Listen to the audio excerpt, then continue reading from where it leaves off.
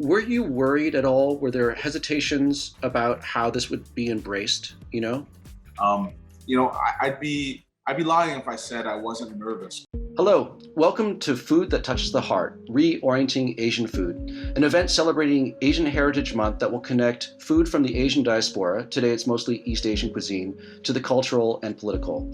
I'm your host, Nobu Edelman. Today we're going to hear from three chefs. Eva Chen is the chef de cuisine at Momofuku's Kojin.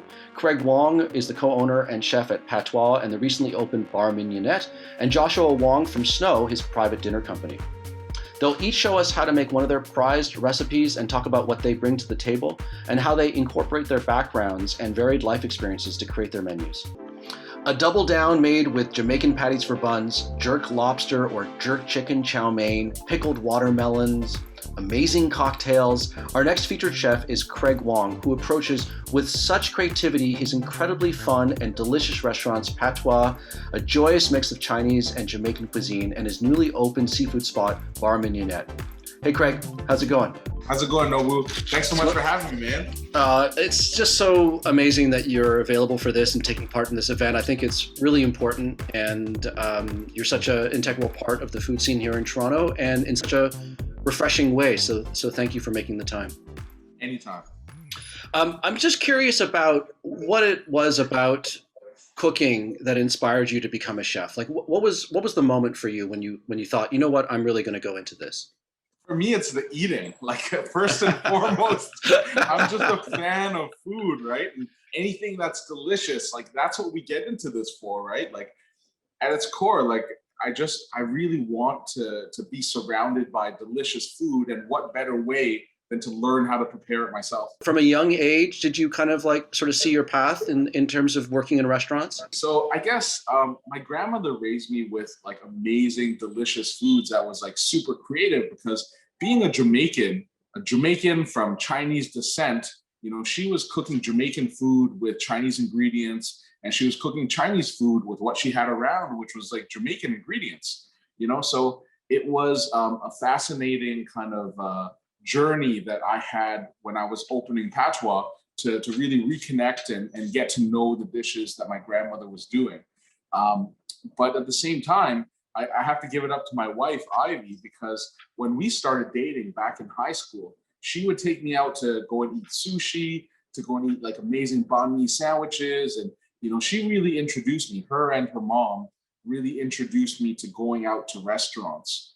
I love the lineage, I love the fact that this sort of almost experimental approach to cooking that also seems completely natural given the backgrounds your family shares, that you would take it into, bring it into Toronto's food scene right downtown in the city. That's got to feel pretty great to have that history. Definitely. And I've always thought that, being in a city as eclectic as Toronto, as multicultural, we have the ability to go and hit up these amazing restaurants of all types of cultures and cuisines. And if I wanted to go to a really cool Indian spot, I know exactly where to go, and I can explore. And it's not like that in other cities. I've traveled a fair amount. Being the kind of chef that I am, I always felt that it was like, my philosophy was, it would be foolish for me to ignore this education that I've put myself through by eating all these different types of food and just really enjoying them. And if I can learn something really cool, I'll always take what I've learned, apply that with respect to these new dishes, and why not just have like a little different take on something? How did growing up in Scarborough affect you and also your cooking? I think Scarborough has naturally a little bit of that grit that I was talking about, like that resourcefulness that my grandmother really brought to me. And I think it really helped me to kind of cut my teeth and start to shape me in for my career. And I think that it was, Scarborough for me was always that kind of spot where you're not going to get the fanciest of restaurants, but you're always going to have really tasty food that is on par when it comes to deliciousness as like any other part of the city. And I was enjoying, like Hong Kong, like Cantonese wok hei dishes, and dim sum, Indian food, lots of like I would say 50% of the students at my elementary school were Italian. So, you always had like amazing food around them as well. So I think there's like these little pockets of Scarborough that, we're so multicultural that you got exposed to so many different cultures as well. I remember speaking to you, at the early stages before you opened Patois, and there was a sense of this style of cooking, this idea of mashing up of cultures within foods, and I was just wondering, like, were you worried at all? Were there hesitations about how this would be embraced? I'd be lying if I said I wasn't nervous, because Jamaican Chinese food, like, those kind of restaurants didn't really exist before we kind of came around. And if they were like around, they were more like Hakka. They were doing like a different style of cuisine, they were doing more traditional dishes.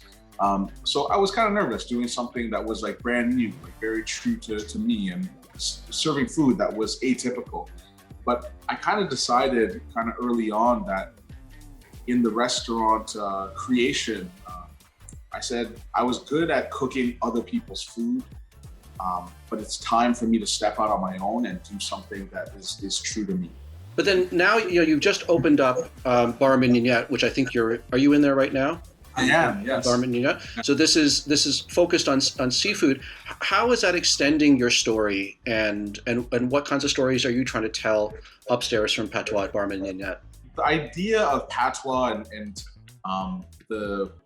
I guess with any restaurant, when we started off, I always feel like it needs to reflect the chef or the restaurateur at that time in their life.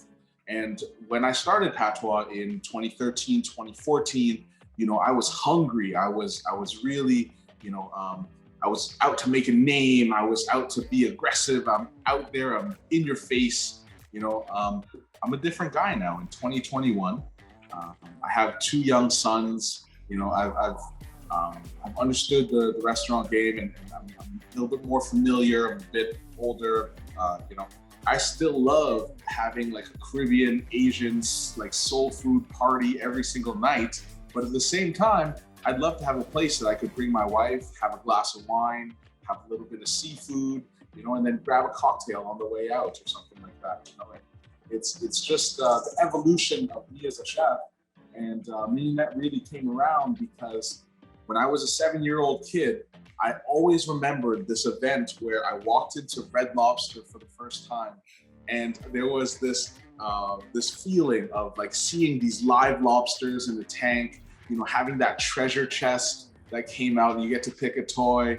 There was this sense of awe that people were getting these huge, like, bloody like Caesars with like a big shrimp hanging off the side, and I didn't want to like duplicate that, but I wanted to bring that sense of wonder in a more kind of in a more sophisticated style, in like a 20-seat seafood focused restaurant that really speaks volumes to somebody like my age. I love that. So like downstairs, you're taking, you have the double down burger with the Jamaican patties. So you're kind of like perverting the KFC model. And then upstairs, you're dressing up Red Lobster. I love it. Like it's like you're in your Chardonnay years now, man. You can just sit back and relax and just feel the ocean breeze. Let's get to your recipe. We're going to, as I mentioned, we're going to get to the group discussion a little bit down the line, but we're going to watch your video. We're going to come back and talk about it a little bit. Tell us, what have you made for us today? So today I made a Hong Kong staple dish. This is like the one that I would go to, and I would order this at the same restaurant 20 times in a row. And like, I just want it the exact same way. And it's like a Hong Kong style black pepper crispy chicken cutlet, and it hits all those notes for me. It's meaty, and it has like this little bit of like, you really taste like black pepper with this, and black pepper on its own is super flavorful. And when you pair it with this sauce and like crispy chicken cutlet on just like a bowl of steamed rice with like a few vegetables around, like I can eat that every single day. Well, I'm going to want to eat it probably right after I see this video. So let's run the video and we'll be back with Craig Wong in a few minutes. Sounds good. Thank you.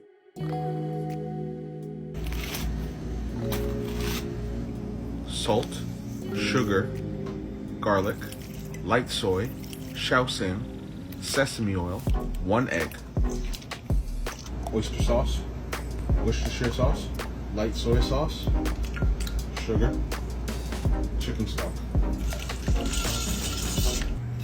black pepper, garlic, onions, red chili.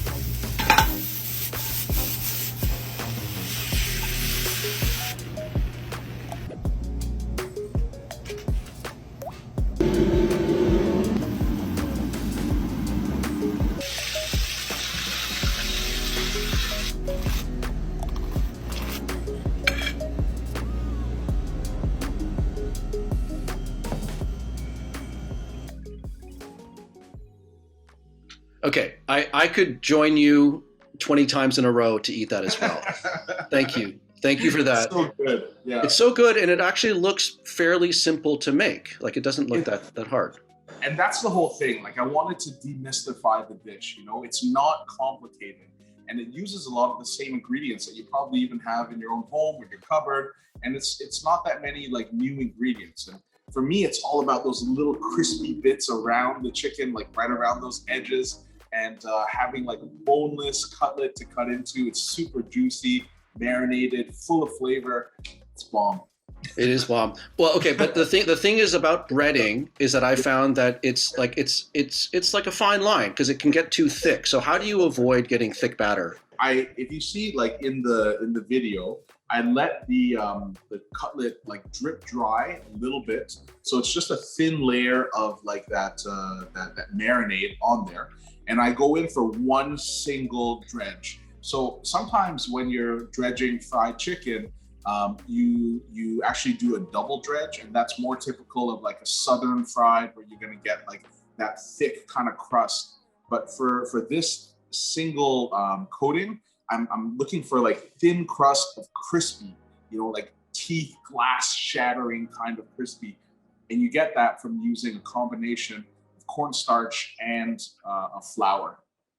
Awesome. Well, I'm ready to make it. So it's the Hong Kong black pepper chicken cutlet from Craig Wong. Thank you so much, Chef, for joining us for this part of it. I'm going to let you go for a few minutes, but then you're going to come back for the group discussion, right? Absolutely. I'll be there. Okay, right on. Thanks so much, Craig. Thank you. My name is Nobu Edelman. It's been a pleasure being your host. I hope this has inspired you to get outside your comfort zone and expand your culinary ambitions and see what kind of story you want to tell.